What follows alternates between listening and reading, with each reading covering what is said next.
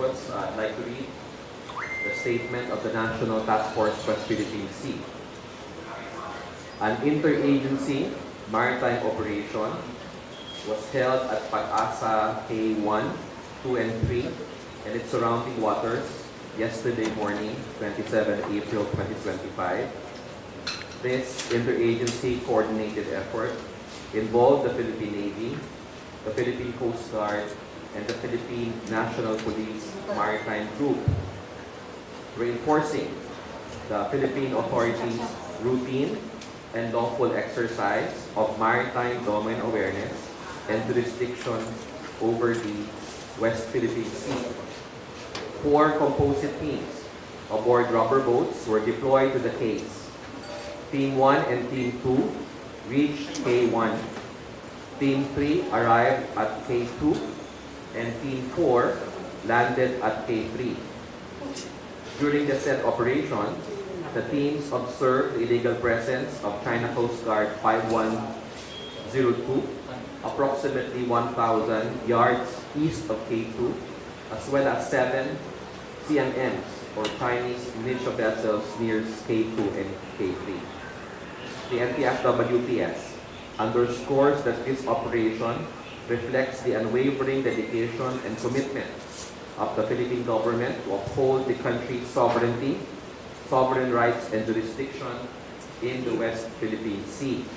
Moreover, this routine interagency operation reinforces the Philippines' commitment to safeguarding its maritime domain, adhering to international law, and ensuring peace and stability in the region.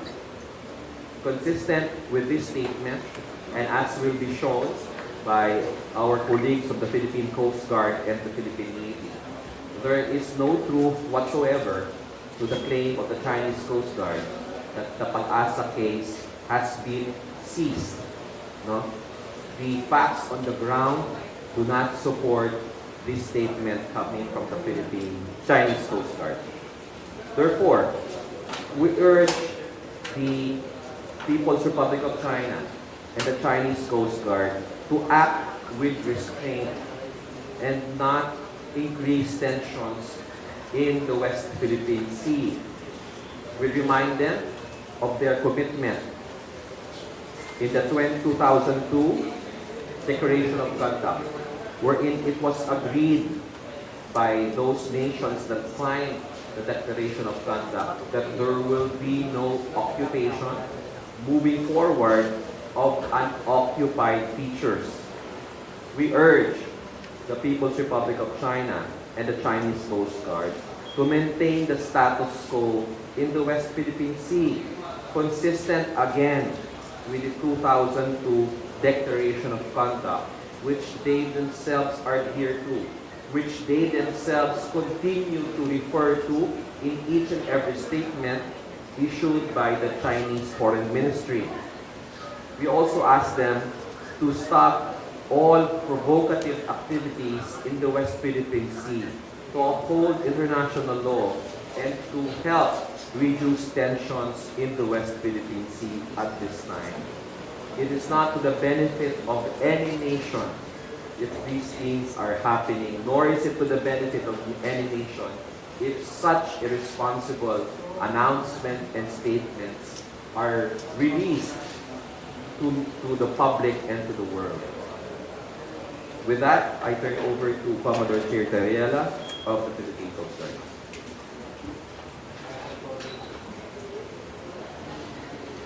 Good morning, everyone.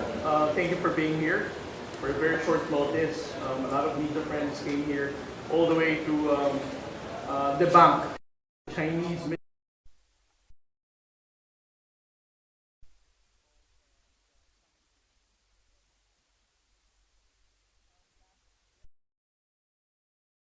around 4:30 in the morning. There is an interagency maritime operation that was organized by the Philippine Navy, the Philippine Coast Guard, and the Philippine National Police Maritime Group.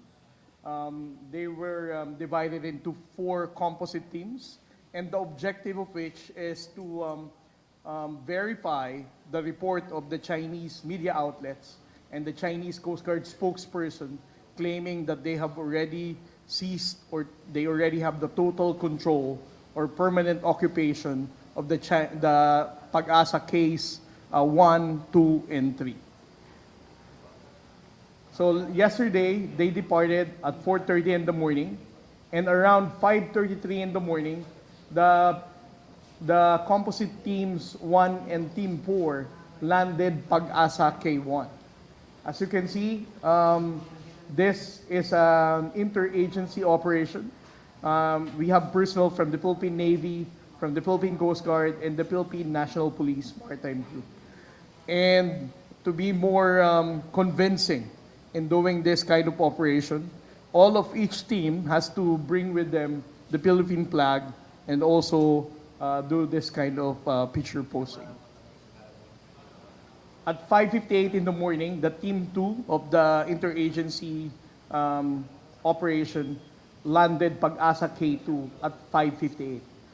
For your information, it was actually Pag-asa K2 that the Chinese government took photo and video claiming that they have already seized control of this Pag-asa K2.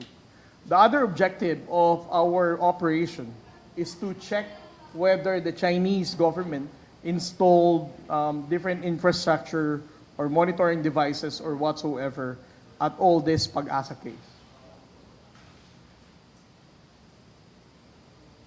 So you have the two Philippine Navy Coast Guard and the Philippine National Police Maritime Group. At a distance from K2, the Team 2 also monitored the presence of China Coast Guard 5102.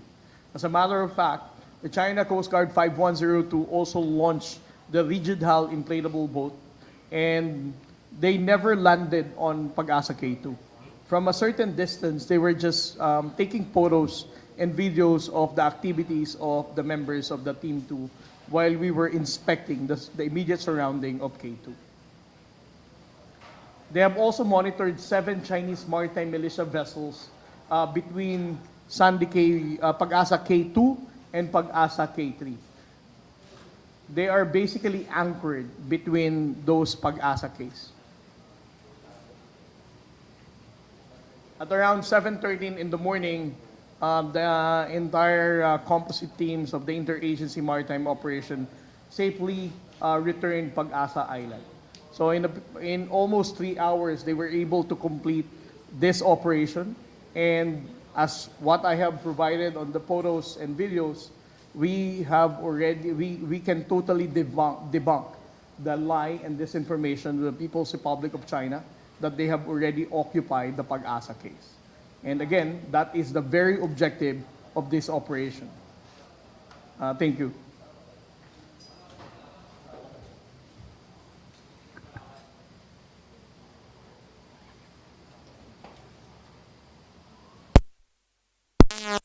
May I give the floor to Admiral Roy Trinidad of the Philippine Navy? Yes, as a quick update on the monitoring of our northern front, the Shandong carrier has been monitored last Saturday in the morning. Next slide, please. Further out within our EEZ but beyond.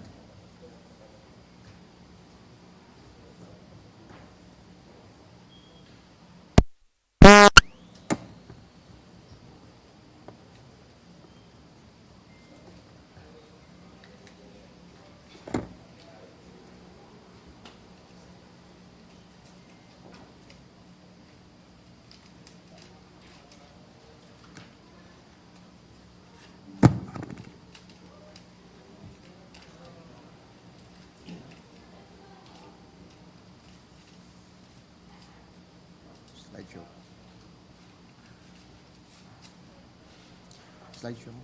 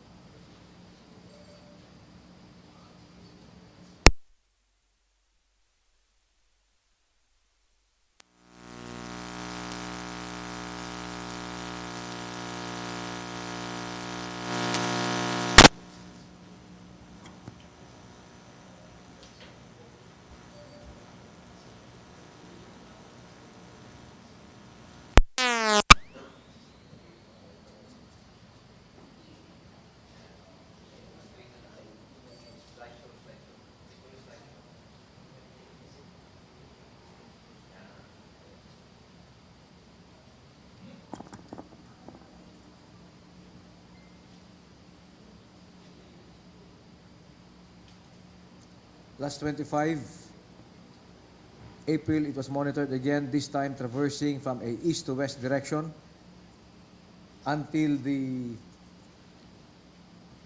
middle of 26 April. Next slide, please. The Shandong was in the company of another warship, and they were conducting flight deck operations. Next slide.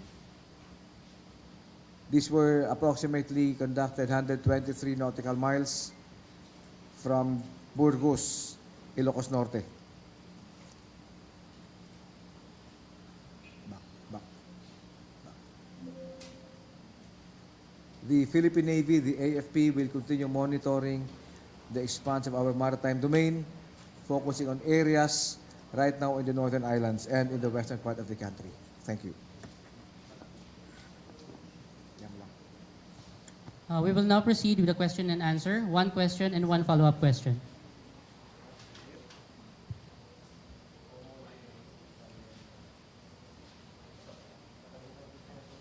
Morning, sirs. Barnaby Lowe from Al Jazeera. Any one of you can answer. My first question is, how, from the Philippine government's perspective, how significant an escalation is this that China is claiming that it had seized Sandy Cay, which is very much in close proximity to Philippine-occupied Pag-asa Island? Okay, I'll try to answer that question. As we all know, the information space nowadays is also a battleground. So it's really a matter of trying to dominate the information narratives, coming from various sources. So it is to the interest of the PRC if they are able to utilize the information space to intimidate and harass. So this is also one form of gray zone operations on the part of the PRC. That's why we called for this press conference, because this is an alarming news to the public. No? For us in the NTF-WPS and to our security services, this is just one day in our lives. No? But to the public who will wake up today to news that a feature in the West Philippine Sea has been illegally seized by the Chinese Coast Guard is an alarming development, right? So we're here to debunk that and to assure the public that we have not lost the Pag-asa case. No? Clearly, as shown by both the Philippine Navy and the Philippine Coast Guard and the PNP Maritime Group, we conducted an interagency operation. There is no occupation of the Pag-asa case yesterday, and we continue to monitor, and until today, there is no seizure or illegal occupation of those cases. But is there any concern that China might be sending a signal that they're ready to occupy Pag-asa Island, which is inhabited by around 200 Filipino civilians? Well, responding first to your question, which is related to your follow-up, I think as we can already observe how the Chinese government plan out their strategy, it always starts with a lie. And then if you're not going to counter the lie, they're going to operationalize that lie and take possession of whatever narrative that they have. So right now, they are starting with the misinformation, telling the world, convincing the international community that they have already seized Pag-asa case 1, 2, and 3. And then, if we're not going to debunk it, if we're not going to address such a lie, that will be the time that they're going to change and maintain that and operationalize such misinformation. And then, the moment that they operationalize that kind of misinformation, it will be hard for a coastal state to counter those petty lies. That's why right now, under the National Task Force West Philippine Sea and the guidance of the National Security Advisor, General Eduardo Año, the moment that they started those kind of lies and misinformation, that's the first step that we need to address immediately. For them to stop lying, for them to stop making the world believe that they have seized control of Pag-asa case, so that they cannot proceed to the next step, which is operationalizing and normalizing those kind of misinformation claims. So there's no concern for now that they, because you're saying that because you're already debunking the lie. It is a concern in a way that we address it already.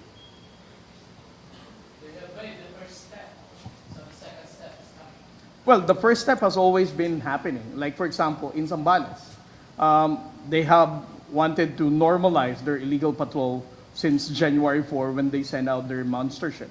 But it's already April. In 4 months, they have not operationalized it because we are always debunking this misinformation and normalizing of misinformation claim of the People's Republic of China. The first step was taken in 1992 by the Chinese Communist Party. Their illegal presence, coercive and aggressive actions, and deceptive messaging have been in play since 1992 up to the present. The Philippine government has been very strong in defense diplomacy. What is happening right now, Balikatan, this is the largest in terms of capability for the AFP. New weapon systems, new capabilities. The presence of the Shandong Carrier Battle Group is in response to what is happening with between the AFP and the other partner countries for Balikatan. If you look at different instruments of national power across the political, the economic, socio-cultural, techno-scientific, there have been incidents of malign influence. In the information domain, this incident is the latest of trying to shape the narrative, to draw the picture away from what is happening in Balikatan, what is happening in the maritime domain with the drones, what is happening across the political landscape. What the Chinese Communist Party should answer should be the check of their embassy paying troll farms to discredit this current government, rather than come up with fake news to shape the public discourse. They should address facts being presented. So, siguro Barnaby, to add to our answer to your question is, it is not entirely clear to us what the intentions of the Chinese Coast Guard is. No? Maybe you should ask them what their intentions are. But we will push back. And we will not allow falsehoods to remain unanswered. And we will continue to abide by the Declaration of Conduct. And we ask them to stop their provocative actions, because these are clearly provocative actions which are not helpful to either the Philippines or the People's Republic of China. Any more questions from the media? Cecil Morale of AFP, International News Agency. Sir. Can you discuss whether is it possible for the Chinese to build over the Sun case? Is it possible for them? What are the chances that they will build? They will build an island, a new island. They already have Subi Reef nearby, but can they build? Is it in their interest to build one? The AFP has been very strongly monitoring our maritime domain, not only in Sandy Cay, but to include Baho de Masinloc, to include Sabina, to include Ayungin, our northern islands. Any action that will go beyond the current status quo has already been declared a red line, especially when it comes to reclamation and building activities. Sandy Cay is only approximately 3 kilometers from Pag-asa. It is within monitoring distance by our forces stationed on the island. And as mentioned by the NTF and the Philippine Coast Guard, there were no presence whatsoever monitored when we sent the interagency team to Sandy Cay. Admiral, can you explain what the red line is with respect to those Sun case? Red lines are non-negotiables of the government. And there have been 4 red lines that have been stated.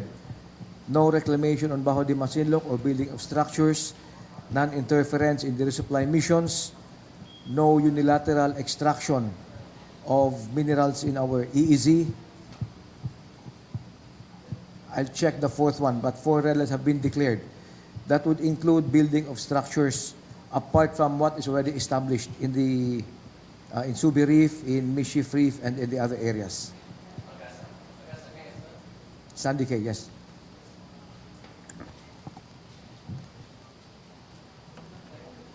Any more questions, sir? Ma'am.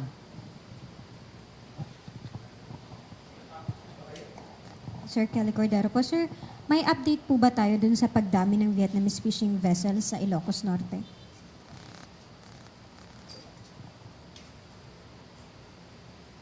I'll get back to you. Check ko lang muna. Hi, sir. Good morning. Ian Cruz of GMA Integrated News. Sir, in case the Chinese actually seize the Pag-asa case, are we ready to retake it? Are we prepared? Do we have a contingency plan? Well, as far as the National Task Force West Philippine Sea is concerned, we are guided by what the President has said when he made policy insofar as the West Philippine Sea is concerned. And the President clearly stated that we will not allow a single inch of Philippine territory to be taken away from us. As clearly mentioned by Admiral Roy Trinidad, Pag-asa Case 1, 2, and 3 are within the territorial sea of Pag-asa Island. Therefore, the Philippines exercises not just sovereign rights, not just jurisdiction, we exercise sovereignty over this 3 cases. So I guess I have already answered your question in accordance to the policy made by our President.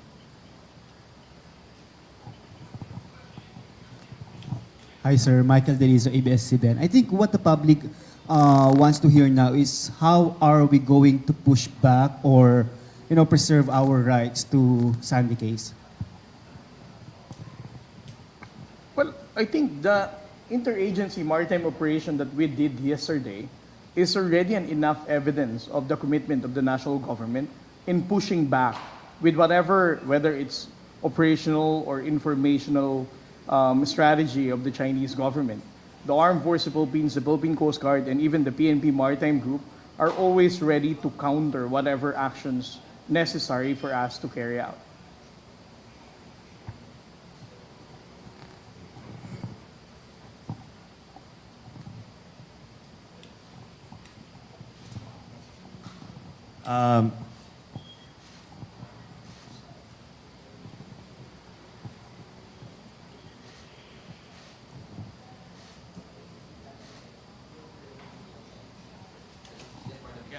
So you've given us, of course, the narrative and everything that transpired based on the narrative, of course, of the Philippine government yesterday when you sent a mission to Sandy Cay. But the Chinese Coast Guard also released a statement Sunday evening saying that it's dealt, quote unquote, with Philippine infringement of Sandy Cay.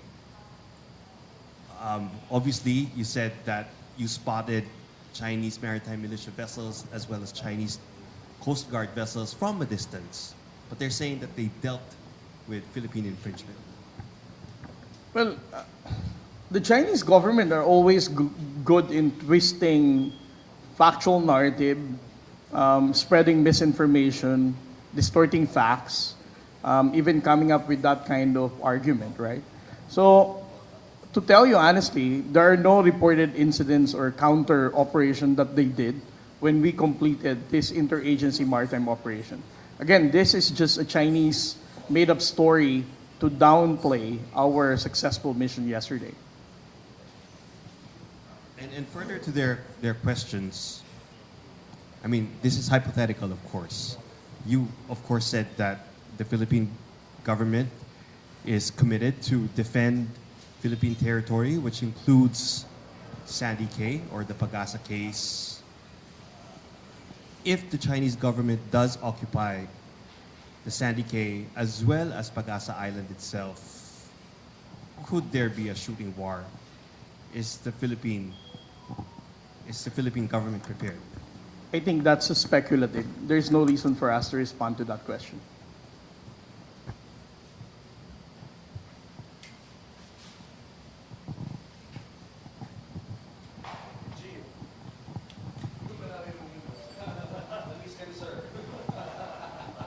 Hi, sir. Good morning.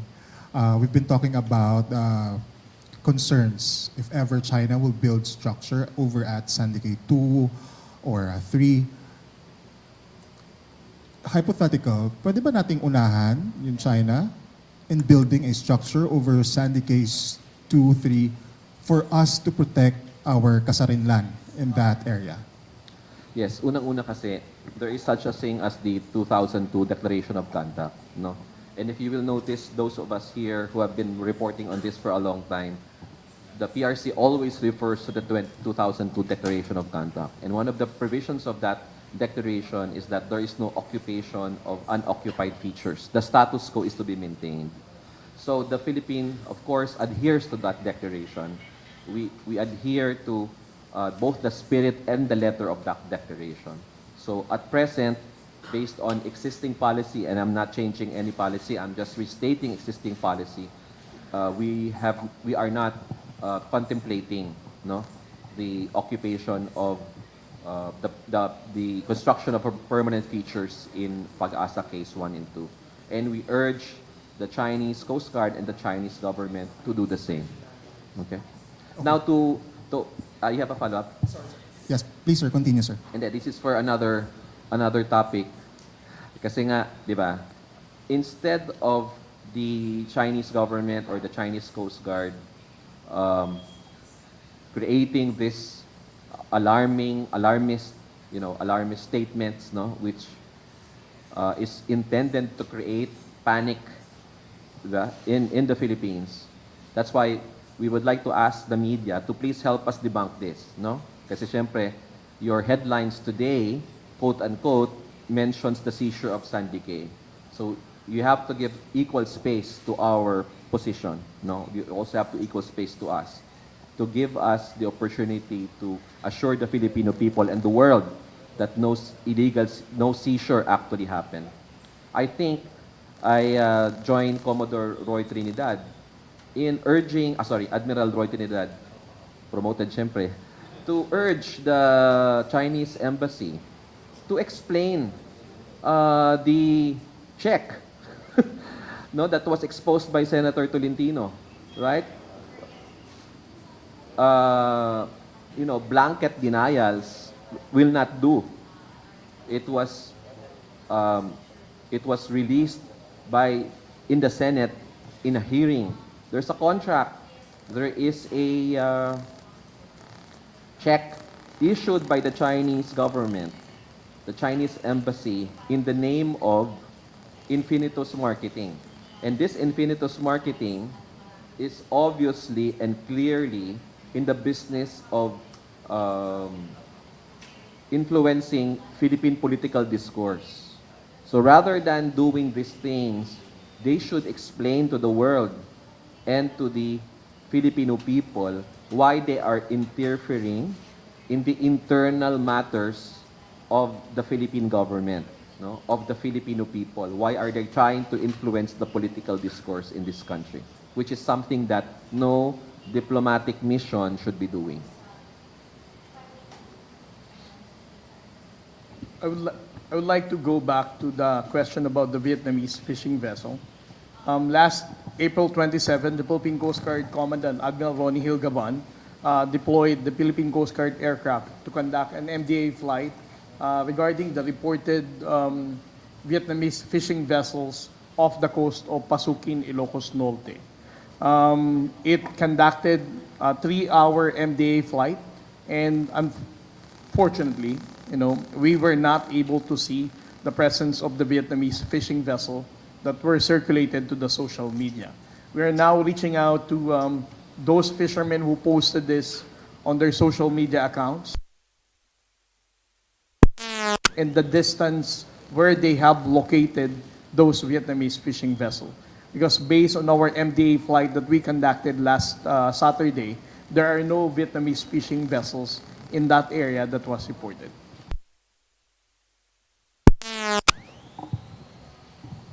Hi sir, sorry last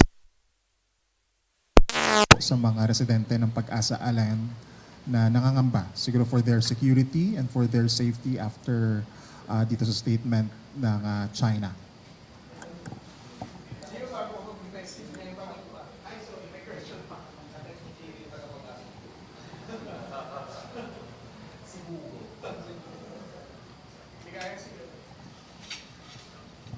Hi, sir. Ramon of Nikkei. Sir, how important is sand decay to the Philippines? What's the importance of that particular maritime feature in the West Philippine Sea?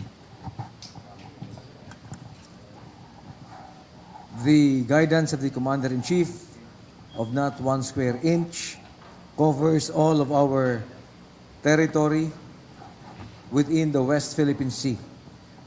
Large or small, island or rock, any feature within the territorial boundaries of the Philippines is covered by that guidance of the Commander-in-Chief. Sand decay, maliit lang ito na feature, buhangin lamang, it will not even sustain life. But on that cay will rest our sovereignty, on that cay will rest the effort of every Filipino. Ipaglalaban natin yan sapagkat yan ay atin. Importante ang sand decay sa atin just as any other feature within the West Philippine Sea is part and parcel of Philippine territory. Sir, follow-up lang po. Has the Philippines addressed claims of China that they mounted a study that claimed that the Philippines was responsible for the marine degradation around sand decay?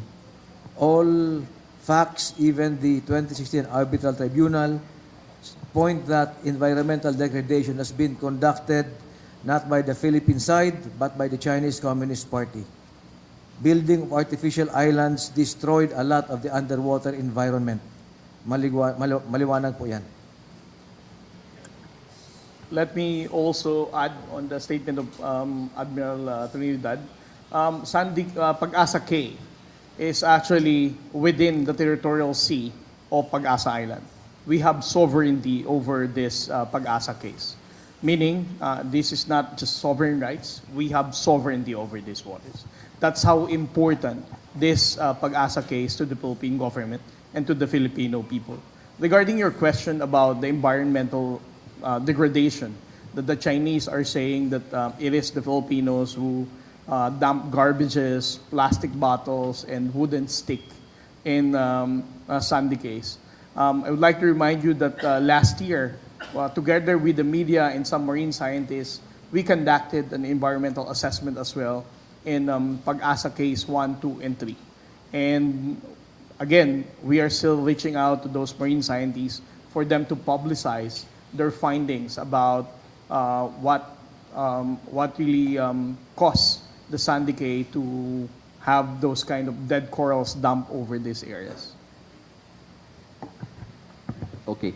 Just to emphasize the importance of Pag-asa case, no, and to add to what Admiral Roy and Como J. Tariela has mentioned, the Philippines has sovereignty over the sand decays.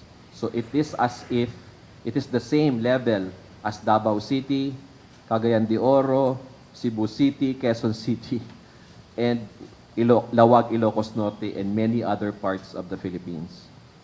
Therefore, any affront to the sovereignty of the Philippines in the Pag-asa case is similar to an affront to the sovereignty of all other places in the mainland of the Philippine archipelago.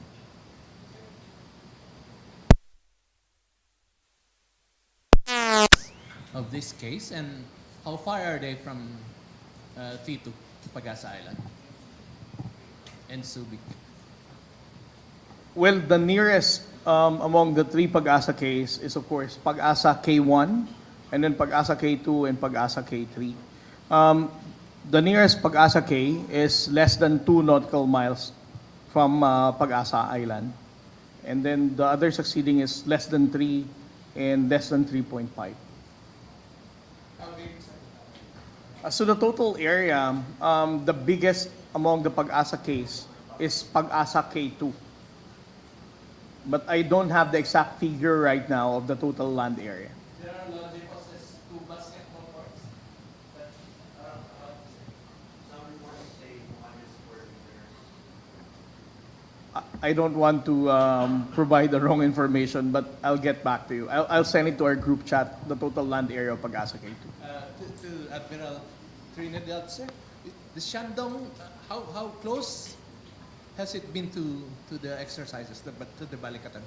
And what is it doing apart from sailing close to? Is it monitoring electronically, things like that? When this was first monitored last 22 April, it was traversing from west to east, and then on the 23rd was the last contact, early morning of 23 April. It was again picked up on the 25th at night until the 26th noontime. It was monitored conducting flight deck operations on 26 April from a distance of approximately 120 nautical miles northwest of Burgos, Ilocos Norte. But how far from the exercises? There are different exercises in the northern islands on land of mainland Luzon, so it would depend on from what reference point. But suffice it to say, they were within. If they are within 120 nautical miles of mainland Luzon, they would be closer to some of the areas of exercise. Its sailing pattern and its flight operations, are they considered interference with our exercises? They are not considered interfering with the BK exercises. The conduct of flight deck operations, in as much as they were already in international waters, although within our EEZ, but out of our territorial seas, they are permitted under UNCLOS. But is it a concern that they are there while you're doing your thing? We are concerned, that's why we monitor them closely. Thank you, sir.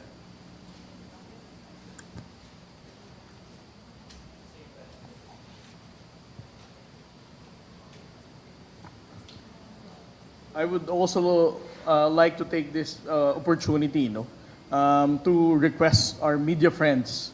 Nung naibalita kasi ng China that they have seized control of Pag-asa case, parang lahat yata ng media outlets, not just locally but even international media outlets, publicize that story. And right now, since the Philippine government has already debunked such lie and false story of the Chinese government, I hope you can also support the national government and for the interest of the Filipino people that such narrative is actually a lie. And we have provided photos and videos to tell the Filipino people that the national government is doing everything that is necessary for us to make sure that we're not going to lose an inch of our territory. Thank you very much. We do understand that, of course, the media, as part of your job, you need to report this, no? Pero maganda rin kung lagyan nyo ng allegedly, no? Allegedly seized, di ba? Para lang maliwanag that it's just one side of the story, and stories have two sides, and the truth sometimes takes a little bit of time to come out. If there are no more questions? Meron pa?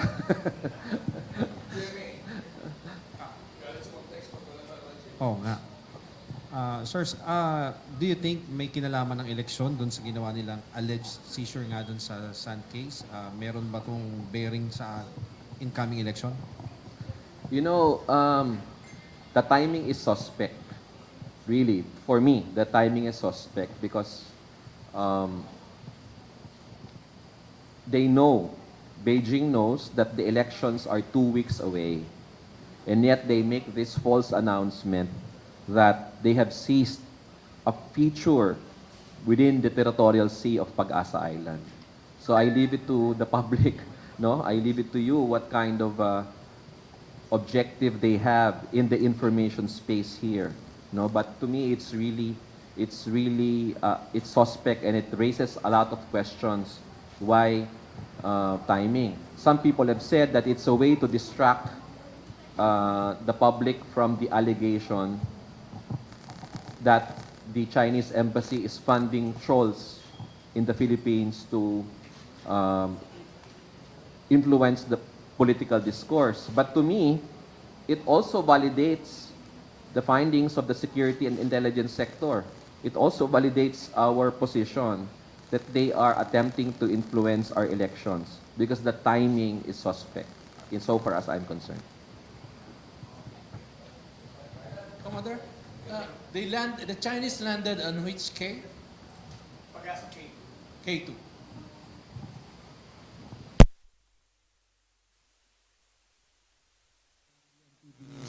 Sir, may pahabol lang na tanong from our Congress.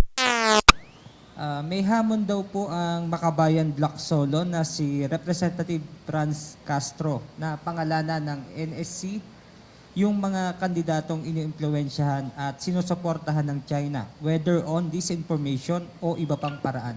Your reaction po. Alam mo kung minsan yung Makabayan kung ano-ano na lang ang inaano nila. Last week, sinabi nila na bakit daw tayo gumagastos at gagastos ng malaki to improve our armed forces. No? Because these types of activities daw to procure armaments for our armed forces, to modernize the armed forces of the Philippines, the Philippine Navy, the Philippine Coast Guard. Mas maganda daw na gastusin na lang ito para sa ibang mga bagay. You know, and that kind of statement coming from Makabayan, ang sabi pa nila, these things daw add to the escalation, it is provocative. So sa loob-loob ko, spokesman na ba ang Makabayan ng People's Republic of China? Why are they now speaking the same script that we hear from Beijing? So I will not dignify those statements anymore from the Makabayan bloc because it's really useless and it's very disappointing for the National Security Council that the Makabayan bloc itself is now parroting the same statements coming from Beijing. It is a disappointment to us. Okay, since there are no more questions, maraming salamat po. Thank you for everyone for joining our press conference today. Thank you. And that concludes our NTF-WPS press conference.